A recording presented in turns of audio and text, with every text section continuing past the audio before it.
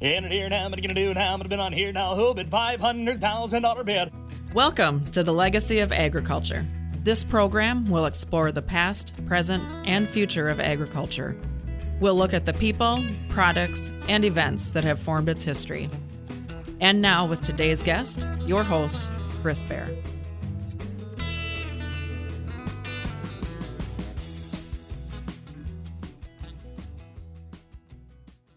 Good morning, ladies and gentlemen. I'm Chris Bear, your host of the Legacy of Agriculture. It's good to be with you on this Saturday morning at WNAX Radio at 10 o'clock. And also on, if you've missed any of our past shows, you can join us on Apple, Spotify, and now we're on YouTube.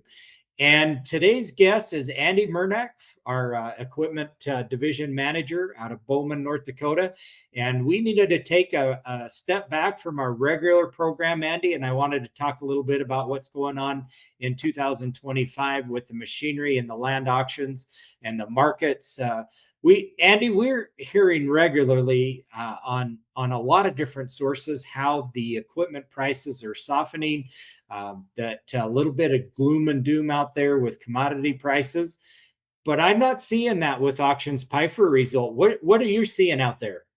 Yeah, I think the amount of buyers in the market right now, and granted, we're looking at the first week of August. There for many years we chose not to have many sales in the end of June, July, or even the first part of August. A lot of the operators that we rely on as our buyers for the equipment that we offer. Their money's in the field, their money, their capital is growing, and this is just an odd time of year to sell. But now anymore with the worldwide market, where we are a 12-month auction company just like everybody else, and as of right now, I believe we have as much strength and confidence in the market. There may be a few less bidders at the plate, but I think that's going to soon change here come September, October. The crops look fantastic. They do, absolutely. We drove from corner to corner in North Dakota here this week, and I don't think there's not a dry spot in the state. And the storm that went through last night basically went from Canada to Rapid City and swept from west to east. So I'm pretty sure everybody got rain again last night, and here we are in August, and I think we're already over our average August rainfall in the first week. Well, Mother Nature gave a drink of water to almost everything clear across both North Dakota and South Dakota, clear down to Nebraska. I know Nebraska has gotten a lot of rain all the way down into Lincoln and south of Omaha. Iowa looks absolutely fantastic. I think we're looking at some record harvest. Would you agree with that? Yeah, without a doubt. And especially up there on the northern tier of North Dakota, you can really get into some high yielding wheat up in that part of the world. And walking through some fields here over the last couple of days, it's pretty impressive to see what those guys are growing. The wheat harvest is pretty much off up in western North Dakota, and what little bit there is in western South Dakota. Is that true? It's kicked off. I would say we're probably 10% right now. So the wheat harvest is just getting underway here. Basically started August 1, and the combines are rolling, but like I said, the cool mornings, the cool damp mornings and kind of damp afternoons have put a little bit of a hindrance on the harvest. Just there, you only got a few hour window to get some stuff done during the day. Well, there's so much humidity in the air. I know the last two mornings when I left home early in the morning before the sun came up, and also when I got here to work, that the dew and the moisture in the air is collecting on the windows. You can't even look out of the windows here at work in the morning when you come. Yeah, that's exactly right. So what are you seeing first? Have you heard any wheat yields up in your neck of the woods? Oh, they're kind of all over the board right now, just starting to come in. I know some of the neighboring farms that we, to ours were starting to take off either some wind damage crop or some hailed out crop right away. So trying to get some of that stuff out of the way and get their fields cleaned up so they can start spraying, because there's a lot of regrowth coming. Obviously when these in this part of the world, if you are fortunate enough to get a lot of rain, it usually comes with a hail streak of some sort throughout the season. So the majority of the guys are starting to take, get that off right away. I haven't heard any full-fledged yields yet. So. Well, let's roll up our sleeves and let's talk about machinery. Yesterday, you had a retirement sale up there in North Dakota and had some remarkable auction results. I'm sitting here looking at the auction results. You had a 2012 John Deere 9560 four-wheel drive tractor that was a base model tractor. There wasn't anything fancy.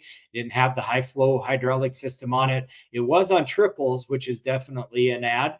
Brought $167,500. Tell us about it, Andy.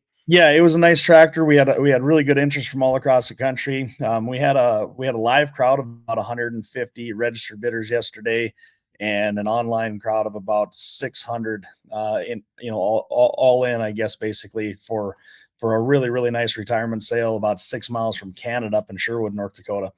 And the 9560R was actually a really sharp looking tractor that it's never slept outside. They took very good care of their equipment, and given the hours that were on some of the equipment, you could tell that they took a lot of pride in their equipment. And that always helps, when you can walk onto an operation and see that, it sure makes a big difference. So that tractor there all by itself at $167,500 was really a nice price for a really nice tractor. Here's a 2011 John Deere 7830 mechanical front wheel drive tractor with a loader. It didn't have a grapple on it, but it was set up right with 3,300 hours, and that's a 15-year-old tractor, and it brought almost 140,000, 137,500, if I remember right. Yeah, that tractor really stole the show.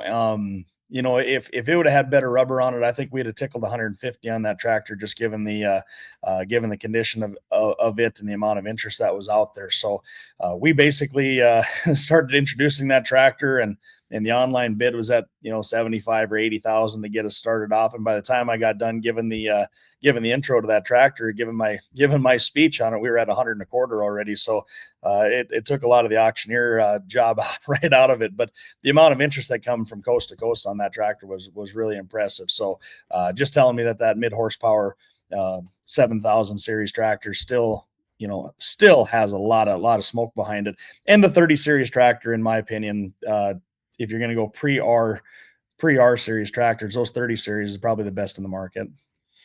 One older tractor that I always love to watch sell up in your part of the country is these older 8970 four-wheel drive tractors. And you had one that was as clean as you could find on 42-inch triples with 7,638 hours. And the thing that's neat about that tractor, Andy, is that's got the Cummins engine in it. That's the engine that everybody wants. And it did super good at 37,500. Yep, that was a really good tractor as well. We fired that up the morning of the sale with about 5 or 6 guys standing around it because they all came to look at that tractor. Again, it's good cheap horsepower. It's a good trustworthy tractor, kind of the old staple of John Deere four-wheel drives. As they were really just starting to take off and get into the four-wheel drive competitive business. That 8970 is kind of what put them on the map. And still to this day, there's always really good interest in it. And with 7,600 hours on it, that's a really modest houred 8970, and I can understand why there was such good interest in it. In the last minute that we've got in the first segment, Andy, John Deere 4440, good old reliable 4440, brought $27,000. Yeah, just a straight tractor. That. It wasn't shined up. It was obviously a workhorse. Had quite a few hours on it. It had rolled over 10,000. Good straight tractor, but stayed local. And there was 3 or 4 neighbors that came to buy that one. Hey folks, we're coming down to the end of our first segment of the Legacy of Agriculture. Thank you for joining us. To get all of these auction results, Pfeiffer's always publishes their auction results to the public so everybody can go in and do their research and gather up values on the equipment that they have there. Or if you're a dealer and want to know how to trade, if you use Pfeiffer's values, Andy, you would have to agree that you're going to pay a lot for your trade. Is that right? That's right, without a doubt. Hey folks, we're going to be right back with our second segment. Hi, this is Jasmine at Pfeiffer's Auction, Realty, and Land Management. Pfeiffer's offers multiple ways to bid and buy at our equipment and land auctions. You can bid online, in person, or place pre-bids before the sale even starts. By providing convenient bidding platforms, we make sure that you can buy the items or parcels you want the way you want to. Visit Pfeiffer's.com to see a complete list of our auctions. When it comes to bidding, go with Pfeiffer's. Nobody does it better. Hey folks, it's Chris Bear, your host of the Legacy of Agriculture. Thank you for joining us on this Saturday morning at WNX Radio. We'd like to give a shout out to our sponsors. Pifer Auction and Realty is our major sponsor for the Legacy of Agriculture. And I've got my friend and coworker, team member, Andy Murnack is with me talking about auction values. And you guys had a whale of a retirement sale yesterday. The auction values were stronger. Andy, we talked just a little bit about this in the first segment of the show. We're hearing all kinds of reports out there, radio, television, podcasts of sinking auction or machinery values on the farm, but we're just not seeing that here at Pifers. What do you attribute to that? I think there's a lot of care and diligence that our team puts into the efforts of marketing our customers. We're not working on 500 customers at one time. We're wanting to work on the one that is the most important, and that's the one at hand. It's the task in hand. That really customized and itemized marketing plan and marketing scheme. We want to be, individually focused on our customers' equipment, and I think that's really the biggest biggest advantage that we have in the market right now is really that one-on-one and personal connection that we not only have with the with our clients, but also with their equipment, and having the ability to learn it and talk about it and answer all the questions, answer all the phone calls without forwarding them on to onto somebody else is always a key in this business, and making sure that everybody's comfortable making that purchase. And with that in mind, having the extra reach and having the worldwide reach that Pifers has now on marketing is just proven to be effective, and it's working really well, even in what's considered probably a steady to down market. We're still seeing a lot of strength in the upper Midwest. I also attribute the upper Midwest to being one of the stronger regions in the country. We don't ride in North Dakota, South Dakota, Montana, Minnesota, parts of Nebraska. We're not really riding that teeter-totter with the markets. We don't see those major extreme swings up and down. We're not paying $700 cash rent on cropland, right? So we really stay middle of the road, and in this part of the world, because we know what crop failure is. We have droughts, we have hailstorms. We're not looking at $25,000 ground in this part of the world paying $700 cash rent. We're $3,000 to $5,000 good cropland basically in the central to western part of North Dakota and South Dakota, and in cash rent really lays in that 75 to 100 and a quarter range, and we don't see those major up and down swings in this part of the world where guys are going to get hurt if the market goes the other direction. Now, I always believe that middle of the road approach is what keeps and maintains our land prices and our equipment prices and continues the strength there, because we've got a lot of operators that still have a really good financial supporting behind them. How would you attribute Pifer's values to the live auction process versus online only auctions? I'm starting to see a lot more strength in the live auction process. I think it's light years ahead of what the online only approach is. There's obviously certain scenarios that the online only approach works really well, and we can facilitate that, and we do on an occasional basis. But the live auction method, and yesterday was a great example. We were able to bring 150 people in to a confined yard, looking at the equipment, kicking the tires, taking a deeper dive into what the quality of the equipment really was. And that atmosphere, carries over the microphone. That atmosphere carries into the online bidding crowd. And we had a lot, this process allows people to come preview the equipment, on a day that works for them, and allows them to go back and bid from the comfort of their home. I know I had one guy bidding from his combine and looking at, he was trying to buy a spare header yesterday. And so there was a lot of benefits in doing it the way we do it. But for me, it's all about the momentum. It's all about the atmosphere, and it's all about the excitement that we can create with the live auction method. You're our lead auctioneer, and you sell the bulk of our auction items that are high priced. The market, the machinery so well.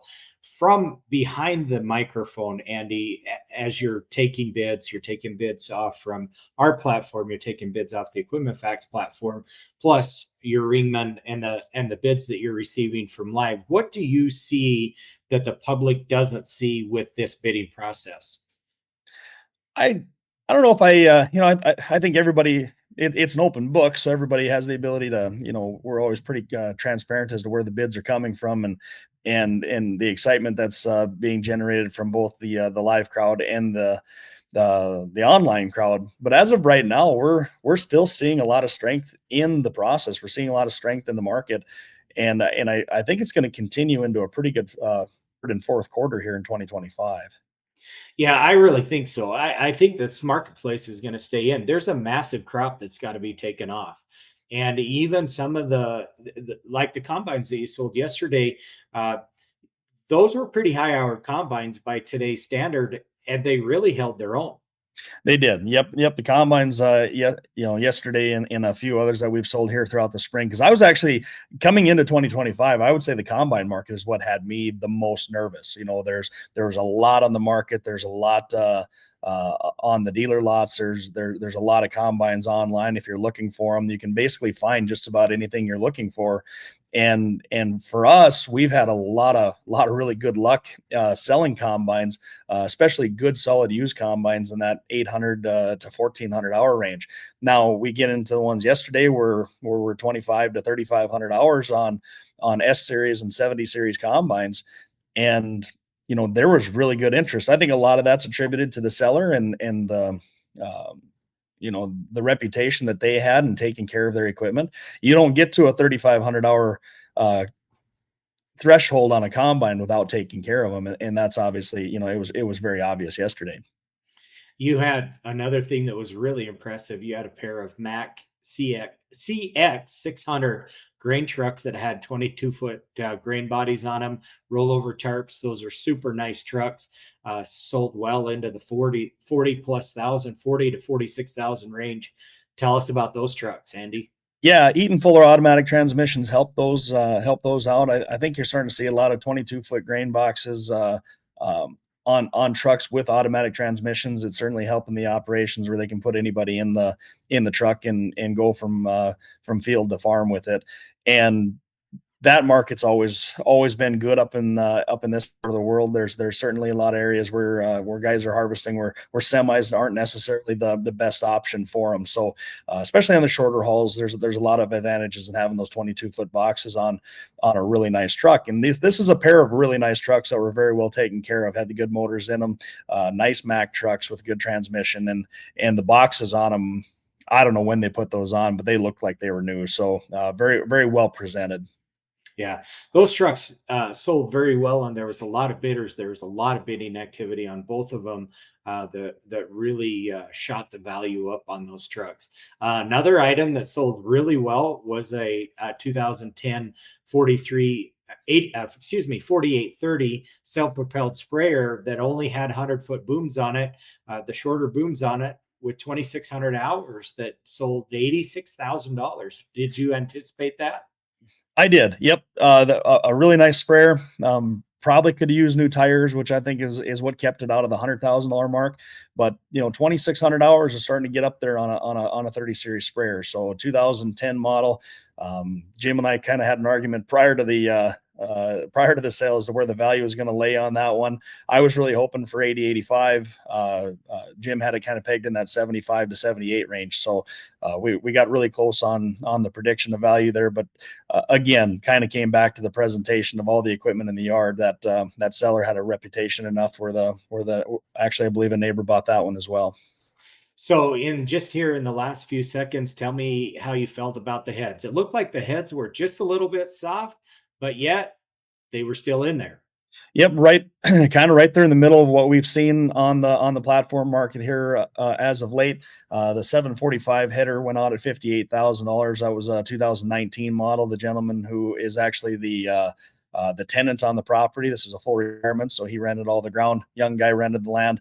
He bought the S690 combine, and he took that 745 header home. So really, really nice header. Didn't seem to have a lot of acres on it, honestly.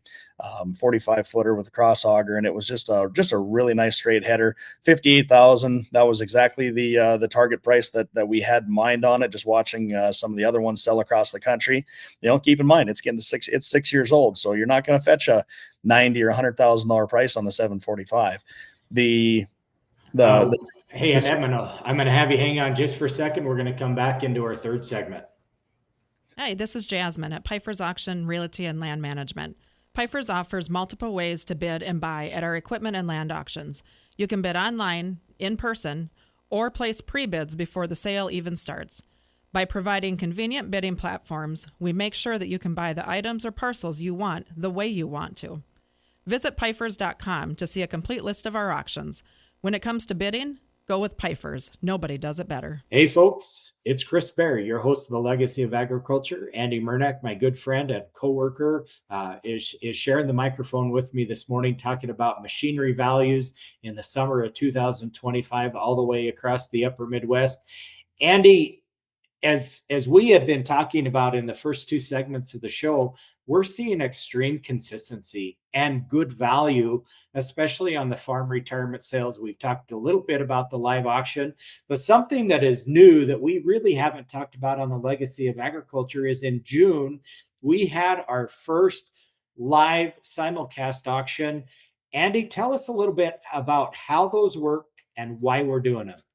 Yeah, the live simulcast auction really brings the heart of Pfeiffer's back into the online bidding process, and we still wanted to have the ability to offer an online platform for those of our customers around the area who aren't conveniently located near our strategically positioned regional equipment auction or auction facilities. So we've got facilities in Worthing, South Dakota, where you're at, and Bowman, North Dakota, where I'm at, also in Steele, North Dakota, and we're working on one out on the eastern side of North Dakota near the Fargo area as well. So trying to keep these regional facilities positioned where anybody can bring their equipment at any time and be part of any one of our regional auctions that we do throughout the season. However, sometimes it's just not convenient enough to drive it, or maybe cost prohibitive enough to get your equipment on site. So we do want to do some remote offerings and allow you to be part of Pfeiffer's platforms. And the online only portion of it, for us, for over the past few years, worked really, really well. But we wanted to bring more bidders in. And how do we do that?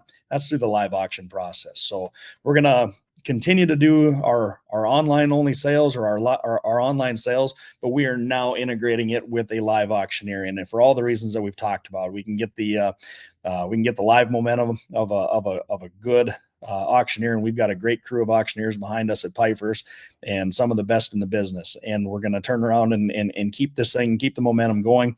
We first started it down in Worthing, South Dakota in June, and that was what I would consider a tremendous sale, and our best online sale that we've had to date in the company, and in over 20 years of being in business. So we're going to continue down that road, and we've got another one coming up in August, and then followed up by one in November, I believe. So anybody anywhere can be a part of these sales. The bidding, I think, is actually going to start next week on the August sale, which is going to be on August 18th. And so the live auctioneer is really bringing the momentum back into the online portion of the sale, and it allows us to bring multiple bidding platforms into the equation and really exponentially increase the amount of bidders that can participate in the amount of marketing that it happens on every item. One thing that I really liked about the sale that we hosted here south of Sioux Falls at the Pfeiffer's facility was even though the equipment was placed all over the upper Midwest, we had machinery from Montana clear to Minnesota, eastern Minnesota, and as far south as South Dakota, Iowa. And I believe we had some machinery that had come in from Nebraska. And so we were able to bring that platform allowed the seller to either leave that item in their yard or bring it to one of our 3 permanent facilities. We had machinery here south of Sioux Falls, right along I-29. Steele had machinery up on I-94 east of Bismarck, and in western North Dakota, there in Bowman. And it sold just like we were standing in front of it. Would you agree? Absolutely. Yep, absolutely. And we've been kind of laying the platform down for many years. We've been doing video auctions at each of our facilities for, go back to 2012. And so for the last 13, 14 years, we've been utilizing this method, and now it basically just allows us to continue down the video platform and continue to offer it when the equipment is on a remote location. So, but the main thing is we want to get it marketed, we want to get it out there, we want to be able to understand and know the equipment so we can answer the questions, and then we certainly want to give everybody the opportunity and give them the address where the equipment's located at, so they can contact a seller or they can actually go physically inspect the equipment ahead of time. So they're certainly welcome to do so. We've got any one of our Piper staff, agents, or representatives that can walk you through that process. Just give any of us a call at 877-700-4099, and we'll certainly get you in contact with the right person. All of our updated inventory is available at pifers.com, and you can also follow us on Equipment Facts as well. And I've always been a firm believer, Andy, that technology should complement the auctioneer, not take the auctioneer out of the equation. Tell me your opinion on that. Without a doubt, you and I have had enough conversations on this now, both live on the radio as well as in private, and the live auction. And of course, we're live auctioneers, right? We are auctioneers by trade, and we want to continue up and to go down that path. And the main reason I want to continue to go down that path is we see the difference in the results. We see and understand that the auctioneer, what they add to the market and what they can provide for our own clients. And that's the all of it. I mean, we're here to represent the sellers. We want to represent the equipment as truthfully and honestly as we possibly can, because that's ultimately what gets you the most value, is getting something in front of somebody that that needs it. And we may be entering into that market where there is a few less buyers per category of equipment, but the expectations of value haven't gone down yet at all. Absolutely. All you got to do is look at the cost of new, and you'll understand why the cost of used is staying in there. Is that even if you have to take into consideration on your purchase the cost of repairs, or taking it into the dealer to get it up to field ready, you're still saving a tremendous amount of money by buying used if you can buy it, and you can buy it right. That's exactly right. Yep. And I think the next couple upper Midwest sales, along with our upcoming consignment sales, they are loaded with some really good quality equipment, and we have something for everybody. And I mean across the board. Well, and as big an area as we cover, one thing that I do like about Pifers is we're coming down into the last minute, or a minute and 15 seconds or so, Andy, is that Pifers is big enough to get it sold, but yet not so big that you just become a number.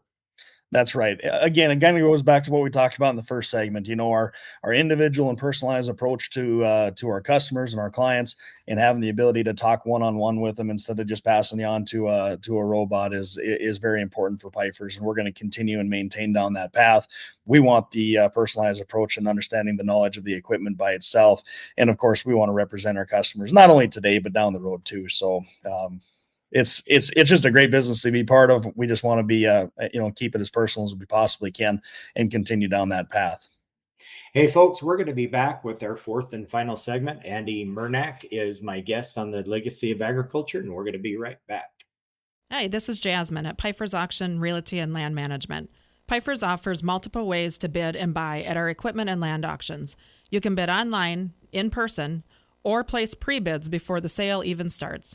By providing convenient bidding platforms, we make sure that you can buy the items or parcels you want the way you want to. Visit pifers.com to see a complete list of our auctions. When it comes to bidding, go with Pifers. Nobody does it better. Good morning, everybody. Chris Berry, your host of the Legacy of Agriculture. Andy Murnack, our equipment manager and lead auctioneer, is my guest here this morning. And Andy, you're pretty famous because you do all of our intros and outros for all of our radio and television commercials. Yeah, I'm waiting for the kickback check. I keep looking in the mail, and it doesn't seem to be coming yet. So I don't know if Kevin listens to the show, but I want a commission off. If you get a check, I should get a commission off from it, right? Yeah, absolutely. Absolutely. But I don't think we better hold our breath on that one. Hey, you in our last segment, Andy, I want to dedicate the fourth segment to the upcoming auctions and what you've got on the Upper Midwest auction. Let's talk about that a little bit. What do you got? Yeah, again, rolling right into our last conversation, we're going to continue down the path of doing these live online auctions, and we've got 5 of them scheduled throughout the season and throughout the year, and we welcome anybody to be part of it as a buyer or a seller, and you can schedule your equipment now all the way until the end of 2026. So if you want to even position your marketing now throughout the entire next year, you're certainly welcome to do so. Our next upcoming sale is going to be the Upper Midwest August 2025 equipment auction, and that again is going to be a remote auction. But we're going to continue down the path with the live auctioneer for all the reasons that we talked about in the previous segment. This one's kind of special. There's a whole gamut of equipment. We're looking at about 300 lots total. We've really narrowed that down, trying to keep it into high quality equipment so we can engage all of our buyers throughout the entire process and throughout the entire day. There's probably a dozen 4-wheel drive tractors going all the way down to from the old Versatile 145 and the Steiger Wildcats up to another 8970, which we talked about that we sold yesterday. We sold an 8970 yesterday. This one's equally as impressive. And then we got a 2007 9300 as well. A couple front wheel drive tractors in a 2012 Magnum 290. We got an 8295R tractor as well. A really, really good lineup of heavy horsepower tractors coming up in this sale. A lot of good yellow iron. We've got 2015 644 John Deere wheel loader with some attachments. We've got the Volvo excavator. We've got a Cat D6T dozer, and kind of a more specialized item, a 2011 Braun 550 tile plow. So if you're in the market for a tile plow, we have got one that's second to none. Been very well taken care of, coming out of Edgeley, North Dakota. Really, high horsepower, got good boots on it. It's a really, really nice machine, and that's a 2011 tile plow. We do have some extra tiles to go with it as well, but then we're going to get into some trailers, and the trailers between the side dumps, the belly dumps, the heavy haul RGNs that we've got in the sale. There's just something for everybody, Chris.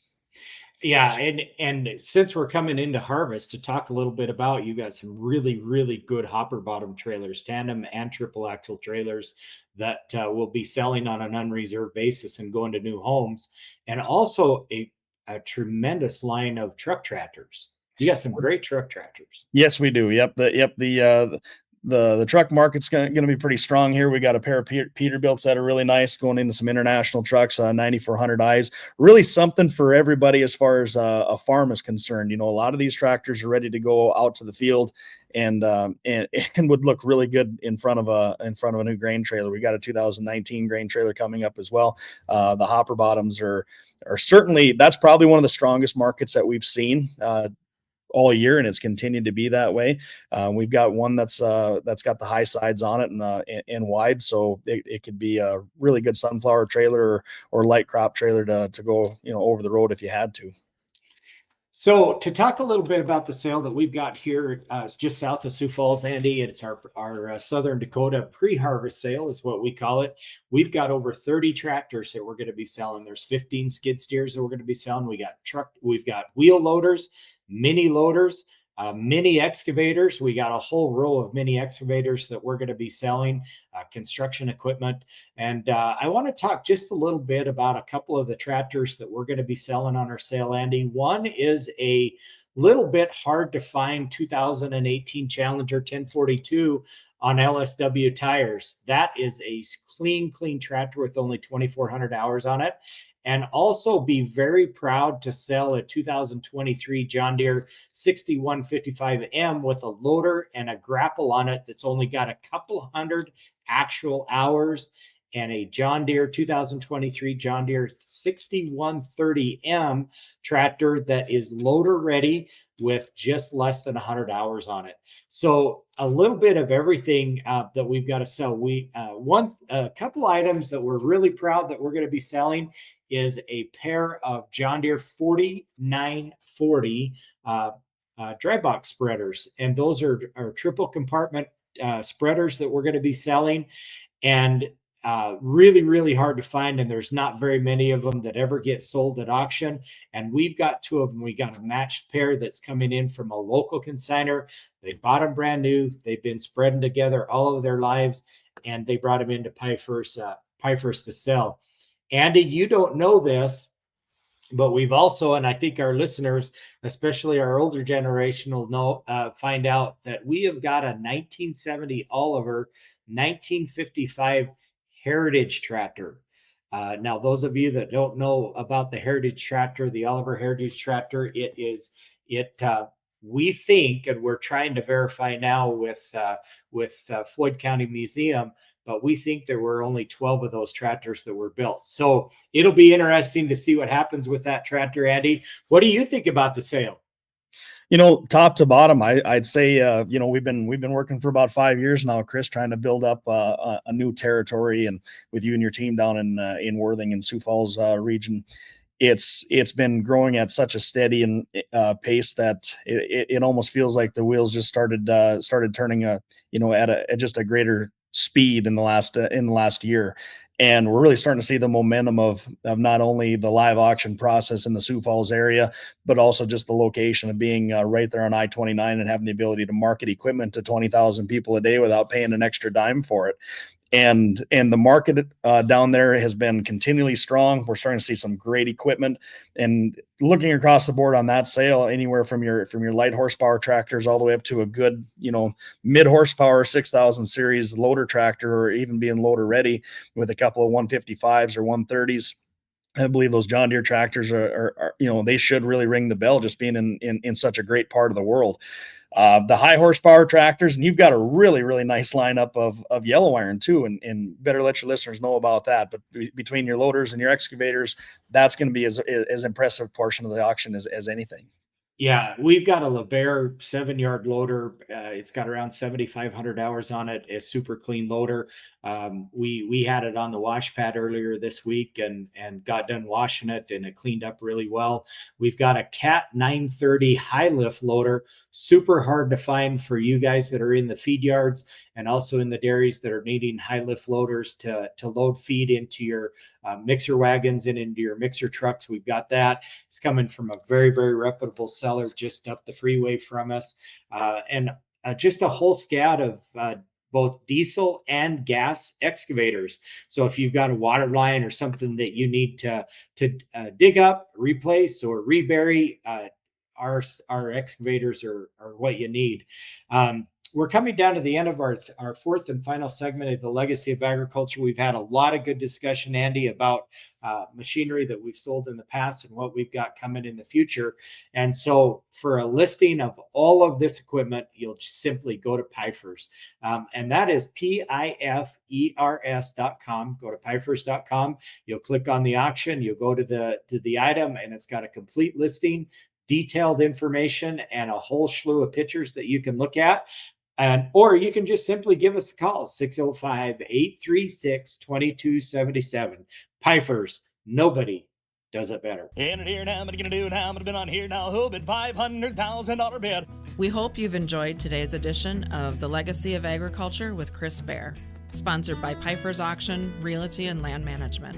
Call Pifers at 605-836-2277.